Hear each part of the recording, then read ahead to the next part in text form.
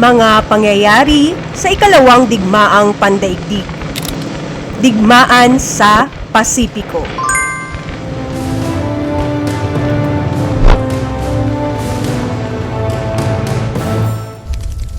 Nagsimula ang digmaan sa pagsalakay sa Poland na nagpasiklab ng sunod-sunod na labanan sa Europa. Sa mabilis na blitzkrieg, bumagsak ang France at tinangkang pabagsakin ang Britain sa pamamagitan ng matinding pag-atake sa himpapawid. Kalaunan, lumawak ito sa silangan sa paglusob sa Soviet Union. Sa bawat hakbang, makikitang ang digmaan sa Europe ay hindi basta nangyari. Ito ay isang sunod-sunod na galaw na parang planadong laro ng estratehiya. Kung susundan ang galaw na ito, paano kaya nabuo ang kabuang daloy ng digmaan sa Europe? Balikan natin ito sa aral ng nakaraan, sandigan ng kinabukasan.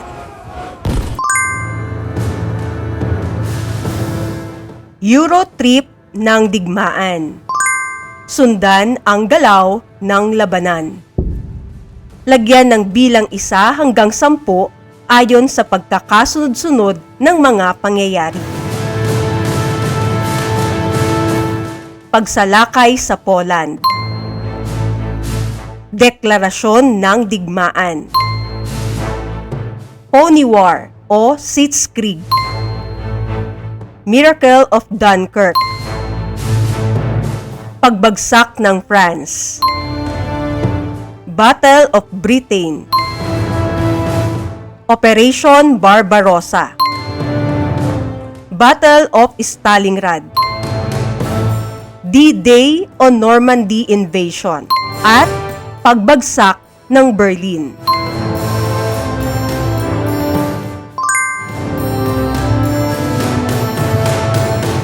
Ang digmaan sa Europe ay isang magkakaugnay na serye ng pangyayari kung saan ang bawat kilos ay may kasunod at bawat desisyon ay may epekto sa mas malawak na takbo ng kasaysayan.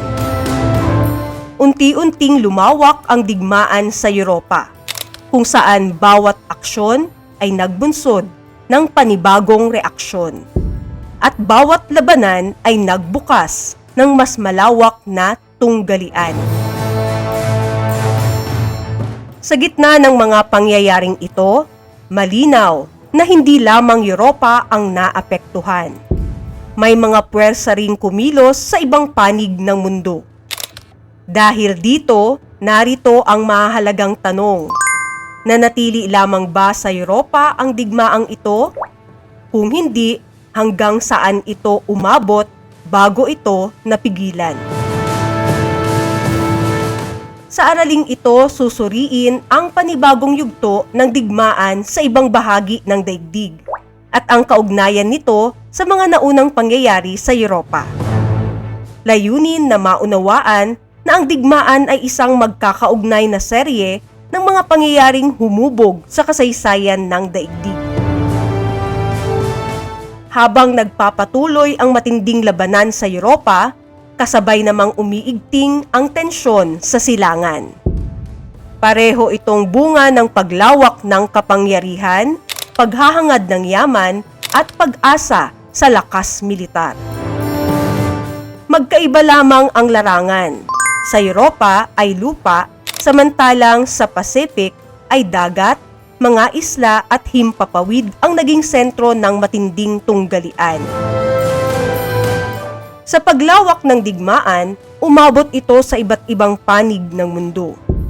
Sa Asya-Pasipiko, pinalawak ng Japan ang pananakop upang makuha ang likas na yaman. Sa panahong ito, nananatiling hindi pa direktang lumalahok sa digmaan ang United States, ngunit malinaw ang aktibong suporta nito sa allies. Sa pamamagitan ng Lend-Lease Act, nagpadala ang US ng armas, pagkain at kagamitan upang palakasin ang mga allies laban sa Axis. Bagamat wala pa sa mismong labanan, nagsilbi itong mahalagang puwersa sa likod ng digmaan. Habang tumutulong sa allies, lumalala naman ang relasyon ng United States at Japan. Dahil sa patuloy na pananakop ng Japan sa China at French Indochina, nagpatupad ang US ng mahigpit na parusa laban sa Japan, kabilang ang pagputol sa supply ng langis. Para sa Japan na umaasa lamang sa inaangkat na langis, ito ay isang matinding banta. Unti-unti napilitan ng Japan na magpasya. Titigil ba sa pananakop o lalaban upang makuha ang kinakailangang yaman? Lumitaw ang direksyon ng Japan. Sa timog silangang Asya naroon ang langis, goma at iba pang likas na yaman. Eksaktong kailangan upang ituloy ang kanilang kampanya. Sino ang mananakop? AP7 Quick Review. Tukuyin ang kanluraning bansang mananakop ng mga bansa sa Timog Silangang Asya. Timor-Leste, Portugal, Philippines, Spain and US, Indonesia, Netherlands, Myanmar, Malaysia, Brunei at Singapore, Great Britain. Laos, Cambodia, Vietnam, France. Thailand, wala. Kontrolado ang mga bansa sa Timog Silangang Asya ng mga kanluraning bansa ng Britain, Netherlands, France, Portugal at United States. Para sa Japan, ang pag-agaw sa mga teritoryong ito ay hindi na simpleng ambisyon. Isa na itong pangangailangan. At mula rito sumiklab ang digmaan sa Pasipiko.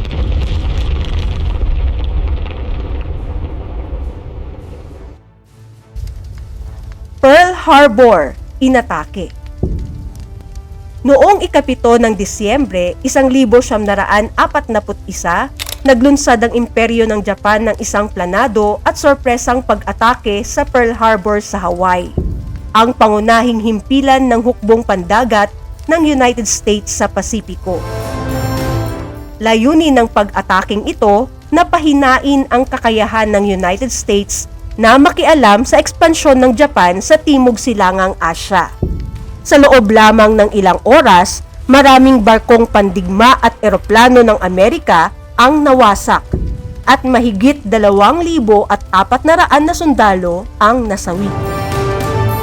Dahil sa pangyayaring ito, tuluyang pumasok ang United States sa digmaan. Ang Pearl Harbor ang nagsilbing mitsa ng malawakang digmaan sa rehiyong Pasipiko. Asya at Pilipinas, sinakop. Kasunod ng pag-atake sa Pearl Harbor, mabilis na pinalawak ng Japan ang kanilang pananakop sa Asya at Pasipiko. Sunod-sunod na bumagsak ang mga teritoryo tulad ng Hong Kong, Malaya, Singapore at Dutch East Indies.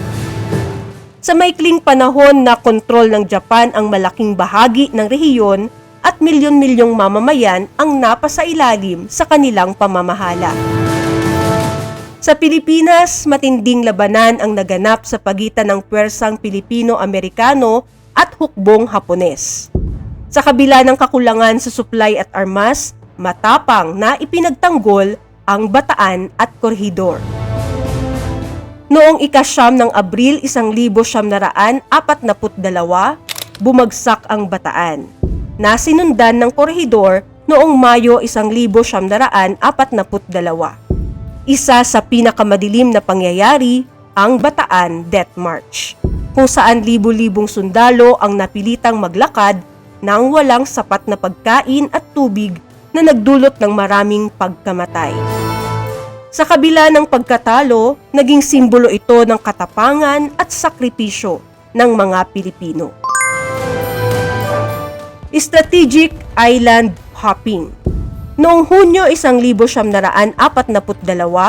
naganap ang labanan sa Midway, isang mahalagang turning point sa digmaan sa Pasipiko. Sa labanang ito, napinsala ng husto ang hukbong pandagat ng Japan, kabilang ang pagkawala ng mahalagang aircraft carrier. Dahil dito napigilan ang paglawak ng Japan at nagsimulang makabawi ang Allied powers.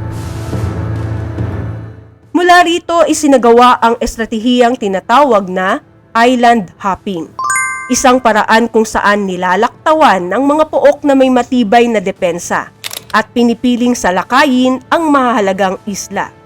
Layunin nitong unti-unting mapalapit sa Japan habang pinapahina ang kanilang kakayahan sa digmaan. Sa ilalim ng pamumuno ni General Douglas MacArthur, isinagawa ang sunod-sunod na operasyon upang mabawi ang mga nasakop na teritoryo. Noong ika-20 ng Oktubre, 1944, nagbalik ang puwersang Amerikano sa Leyte. Ang pangyayaring ito ay naging simbolo ng pagtupad sa pangako at muling pagbangon ng paglaban. Kasunod nito naganap ang labanan sa Leyte Gulf, ang pinakamalaking labanan sa dagat sa kasaysayan, na lalong nagpahina sa puwersa ng Japan. Iwo Jima at Okinawa. Habang papalapit ang Allied forces sa mismong Japan, lalong naging mabagsik ang labanan. Dalawa sa pinakamahalagang labanan ay naganap sa Iwo Jima at Okinawa noong 1945. Sa mga labanang ito, ipinakita ng Japan ang matinding depensa at pagtangging sumuko. Dito rin lumaganap ang paggamit ng kamikaze, isang estratehiya kung saan sinasadyang ibinabangga ng mga piloto ang kanilang eroplano sa mga barko ng kalaban bilang huling sakripisyo.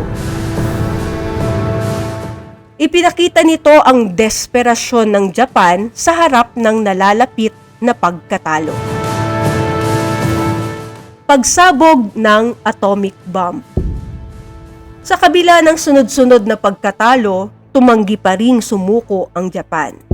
Dahil sa inaasahang malaking bilang ng mamamatay, kung ipagpapatuloy ang tradisyonal na pagsalakay, nagpasya ang United States na gumamit ng bagong sandata, ang atomic bomb. Noong ika-6 ng Agosto 1945, ibinagsak ang bomba sa Hiroshima at sinundan ito sa Nagasaki noong ika-9 ng Agosto. Ang matinding pinsala, pagkasawi ng daan-daang libong sibilyan at epekto ng radiation ay nagdulot ng isa sa pinakamalaking trahedya sa kasaysayan ng digmaan. Imperyong Japan sumuko na. Matapos ang mga pangyayaring ito, napilitan ng Japan na tanggapin ang pagkatalo. Noong ika-2 ng Setyembre 1945, opisyal itong sumuko sa barkong USS Missouri sa Tokyo Bay. Ang pagsukong ito ang tuluyang nagwakas sa ikalawang digmaang pandaigdig at nagbigay daan sa muling pagsasaayos ng pandaigdigang kapayapaan. Kasunduan para sa kapayapaan. Bago tuluyang matapos ang digmaan, nagpulong ang mga leader ng Allied powers sa mga komperensya tulad ng Yalta. Dito tinalakay ang muling pag-aayos ng mundo, kabilang ang kapalaran ng Germany at ang pagbuo ng pandaigdigang sistemang pangkapayapaan. Organisasyon ng United Nations. Bilang tugon sa mapanirang epekto ng digmaan, itinatag ang United Nations upang mapanatili ang kapayapaan at maiwasan ang panibagong pandaigdigang tunggalian. Mula sa karanasan ng digmaan, nabuo ang paniniwala na ang kooperasyon ng mga bansa ay mahalaga upang mapanatili ang kaayusan sa daigdig.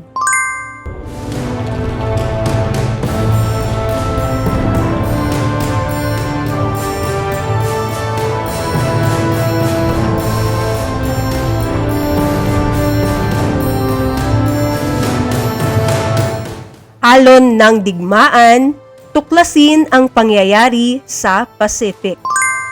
Tukuyin ang hinihinging sagot sa bawat bilang. Ang himpilan ng hukbong pandagat ng United States sa Hawaii na sinalakay ng Japan noong 7 ng Disyembre 1941. Pearl Harbor. Ang petsa kung kailan bumagsak ang bataan sa kamay ng mga Hapones. 9 ng Abril 1942. Estratehiyang lumalaktaw sa matitibay na isla upang mapalapit sa Japan. Island hopping. Ang general na namuno sa Allied Forces sa Pasipiko at tumupad sa pangakong I shall return. Douglas MacArthur. Estratehiya ng Japan kung saan sinasadyang ibangga ang eroplano sa kalaban. Kamikaze. Unang lungsod na binagsakan ng atomic bomb. Hiroshima. Ikalawang lungsod na binagsakan ng atomic bomb. Nagasaki. Barko ng opisyal na pagsuko ng Japan. USS Missouri. Kumperensya sa muling pag-aayos ng mundo matapos ang digmaan. Yalta Conference. Pandaigdigang organisasyon para sa kapayapaan matapos ang digmaan. United Nations. Mission Pacific. Piliin ang iyong laban. Pumili ng gawain at ipakita ang pag-unawa sa digmaan sa Pasipiko. Recall and organize. Timeline builder. Ayusin sa tamang pagkakasunod-sunod at lagyan ng maikling paliwanag. Analyze and explain. Cause-effect chain. Gumawa ng graphic organizer na nagpapakita kung paano nagkaugnay ang mga pangyayari. Lagyan ng paliwanag bawat koneksyon. Apply and create. War Correspondent Report. Sumulat ng maikling ulat na parang isang mamamahayag noong panahon ng digmaan. Pumili ng isang pangyayari at ilahad ang nangyari, epekto at kahalagahan nito. Rubrik sa pagmamarka. Kabayanihan na walang baril. Ang kwento ni Josefa Llanes Escoda. Noong ikalawang digmaang pandaigdig, habang laganap ang karahasan at takot sa ilalim ng pananakop ng Japan, may isang Pilipinang piniling tumindig hindi sa pamamagitan ng baril, kundi sa paglilingkod at malasakit sa kapwa. Siya si Josefa Llanes Escoda. Bago pa man ang digmaan, kilala na si Josefa bilang tagapagtatag ng Girl Scouts of the Philippines, isang organisasyong humuhubog ng kabataan sa disiplina, serbisyo at pagmamahal sa bayan.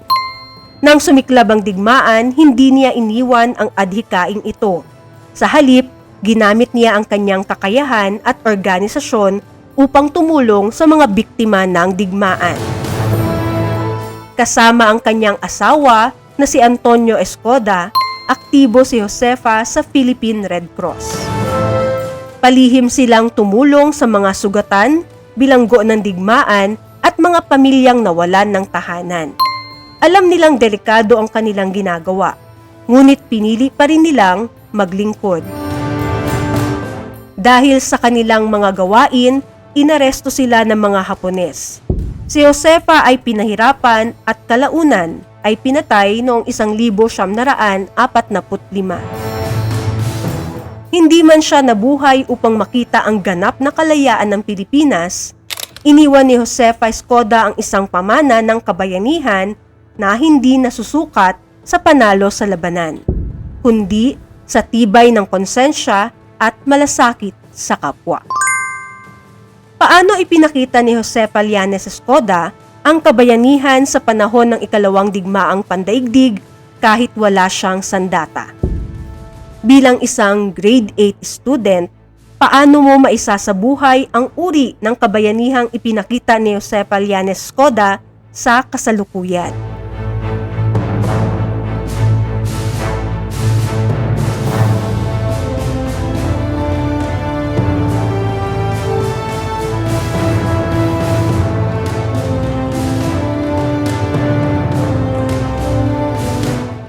digmaan sa Pasipiko.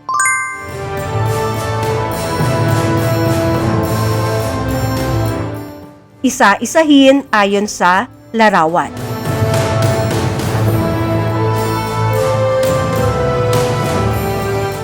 Pearl Harbor inatake. Asya at Pilipinas sinakop. Strategic island hopping. Iwo Jima at Okinawa. Pagsabog ng atomic bomb. Imperyong Japan sumuko na. Kasunduan para sa kapayapaan. Organisasyon ng United Nations. Ang digmaan sa Pasipiko.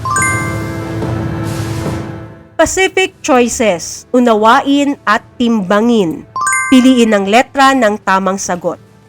Bago sumiklab ang digmaan sa Pasipiko, kontrolado ng mga kanluraning bansa ang Timog Silangang Asya.